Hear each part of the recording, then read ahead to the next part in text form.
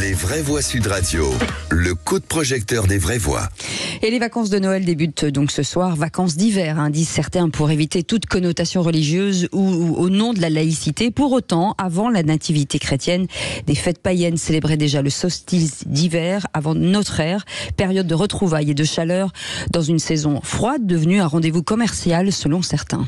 Et vous, qu'en pensez-vous? Est-ce que Noël est une fête religieuse? Vous dites tout à 55%, une fête commerciale à 10%, une fête culturelle à 29% et rien à 6%. Ah d'accord. Oui. Ok, bah vous vous arrêtez net. Non, comme j'ai ça, c'est faux, fait plus court, comme on n'a pas beaucoup de temps. Pardon, excusez-moi, faites-moi signe la prochaine fois. Et notre invité est avec nous, Richard Fremder, historien et journaliste. Bonsoir Richard Fremder, merci d'être avec nous. Philippe Bilger, j'ai assez peu de doutes. Pour vous, c'est religieux, commercial, culturel, un peu de tout.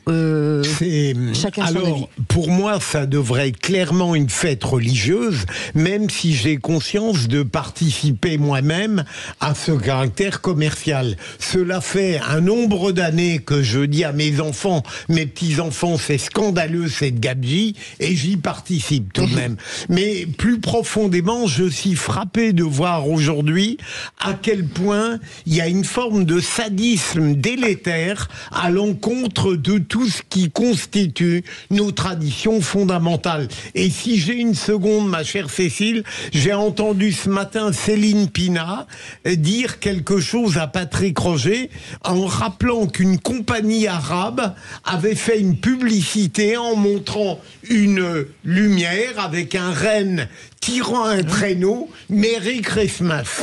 Et donc le paradoxe, c'est qu'ailleurs, on continue à célébrer Noël, mais chez nous, on considère presque que c'est réactionnaire de le dire.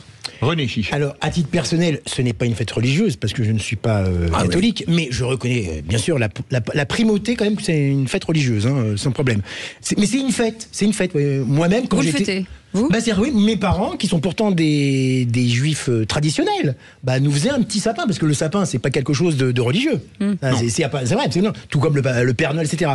Et alors, c'est marrant ce que vous dites, parce que je connais des familles juives qui font un sapin, et qui mettent au-dessus du sapin une petite toile de David. Ah ouais, c'est drôle. Pour vous dire qu'il y a un côté à la fois festif et je dirais un peu d'intégration quoi, en même temps. C'est assez drôle. Mais en fait, je pense un que mixte. Oui, un mix, voilà, exactement. Mais tout ce qu'on a dit, l'aspect religieux, commercial, etc., en fait, c'est tout ça à la fois. Les gens se sont appropriés cette fête, les marques aussi se sont appropriées fortement cette fête, évidemment.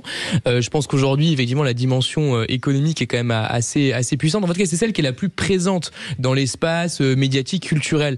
Parce qu'effectivement, des acteurs, entre guillemets, ont les moyens et ont intérêt surtout à remplir leur caisse pendant cette période de l'année, qui est souvent, comme vous le savez aussi, la manière pour même les petits commerces, évidemment, de se reconstituer une trésorerie, parfois pour 6 mois de l'année. Donc évidemment, tout ça joue forcément dans la balance. En revanche, moi, je pense que la résistance, si j'ose dire, à cette espèce d'oppression commerciale et cette transfiguration, on pourrait dire, de l'esprit de Noël, en fait, c'est par exemple tout simplement éviter d'acheter à cette période-là. Par exemple, si on veut faire des cadeaux, on les fait au 15 janvier, qu'est-ce que ça change? Après, il y a les soldes qui arrivent, il semblerait. Donc comme ça, on se réapproprie, on pourrait dire, une vision un peu plus morale, philosophique. Oui, c'est triste. Je trouve pas ça forcément triste. C'est pas marrant. Richard Fremder est avec nous, historien et journaliste. Est-ce que finalement, c'est dommage de perdre cette image du joyeux Noël? Ce que je dirais, j'ai pas l'habitude de citer Lénine, mais les faits sont têtus. Les faits sont têtus. C'est-à-dire que ça fait 15 siècles, 1500 ans que, en fait, Noël est chrétienne. En 1525, c'est l'empereur Théodose qui fait de Noël une fête exclusivement chrétienne. En 506, Noël devient obligatoire. Et en 529, le 25 décembre est déclaré jour férié. Alors, moi, je veux bien tout ce qu'on veut, et c'est vrai qu'effectivement, de tout temps, la religion change. Vous l'avez dit tout à l'heure dans le sujet, même les prêtres maintenant vont avoir des enfants, mais ça se faisait avant. Il y avait même des papes qui étaient papes de père en fils. Absolument. Mais qu'est-ce que vous voulez que je vous dise? Tout avance, tout change.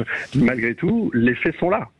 Je trouve qu'un truc qui est très une seconde, un truc qui est très juste, je trouve, dans la période actuelle, et on le sent à chaque fois pendant les périodes des fêtes, c'est une certaine douceur qui se développe un peu dans l'esprit des gens, dans la psychologie des gens. Vous ne trouvez pas que les gens sont un peu moins agressifs pendant quelques semaines, et ça vraiment on en bénéficie tous? Vous parlez des vraies voix? Oui. Je parle de tout le monde en général. Non, mais c'est vrai, dans la manière dont les gens Allez-y, Philippe. Je voudrais demander à notre Richard Fremder. tout de même, pourquoi, à votre avis, ce besoin de mettre en doute, en cause, voire de chercher à détruire une tradition qui ne fait de mal à personne? C'est cela que je ne parviens pas à comprendre. Et évidemment, il y a des réformes nécessaires. On peut répudier des pratiques odieuses. On peut considérer que des traditions sont encore en partie délétères, mais qu'est-ce qui, à votre avis, fait que dans notre société, quelque chose qui était en gros unanimement considéré, et comme le dit très bien Tom à l'instant, qui était d'une certaine manière porteur de béatitude et de tranquillité, est profondément battu en brèche? Pour vous répondre, je répondrais peut-être la même chose à un Romain qui m'aurait posé la question il y a 1500 ans. Comment ça se fait qu'on change? Je pense que c'est... Vous savez, c'est les cultures comme ça qui vivent et qui meurent, c'est les sociétés qui vivent et qui meurent. 1500 ans, c'est énorme. On voit un recul de la religion chrétienne qui est de moins en moins vivace. Alors on l'a dit tout à l'heure, il y a de moins en moins de prêtres, de moins en moins de vocations, etc. Parallèlement à ça, il y a d'autres cultures plus vivaces, plus jeunes, parce que certaines ont 600 ans de moins, donc elles sont beaucoup plus jeunes, et qui, elles, sont beaucoup plus vivaces.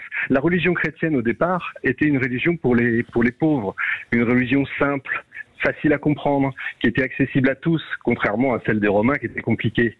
Et on voit aujourd'hui, quelque part, que d'autres religions sont accessibles plus facilement, plus simples. Et peut-être qu'on peut se poser plein de questions. Hein.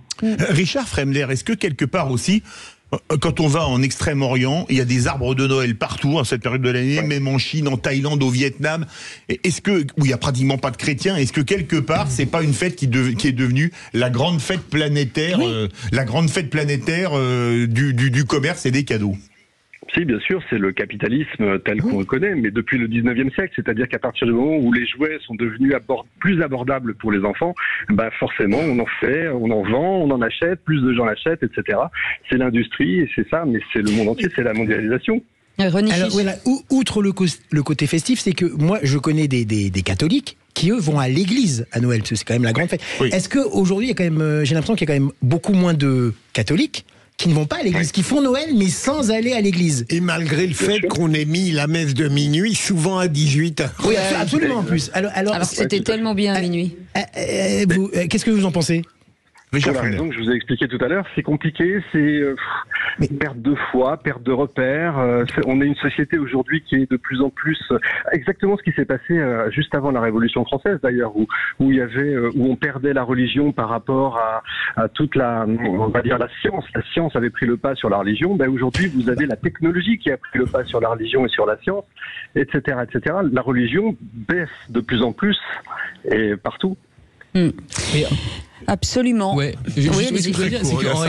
En fait, ce qu'on voit, c'est que de la même manière que pour d'autres types d'événements, c'est parce qu'il y a eu ce succès incroyable des fêtes de Noël avec différentes appropriations qu'effectivement c'est devenu mainstream et donc finalement ça a perdu de sa superbe. Prenez par exemple la même chose. Qu'est-ce que font toutes les marques maintenant pour le Pride Month, vous savez le mois LGBT pour célébrer les droits LGBT. Comme maintenant chaque marque a son petit drapeau, sa petite campagne, etc. Oui. Ça n'a plus vraiment de signification. J'ai l'impression que Noël, ça devient un peu ça aussi. Tellement ça a été partout. C'est ça, le Black Friday. Voilà, c'est exactement ça. Merci beaucoup en tout cas Richard Fremder, historien et journaliste. Ça vous embête si je vous souhaite un joyeux Noël? Oh ben non, au contraire. Joyeux Noël alors. Merci en tout cas d'avoir été avec nous. Merci.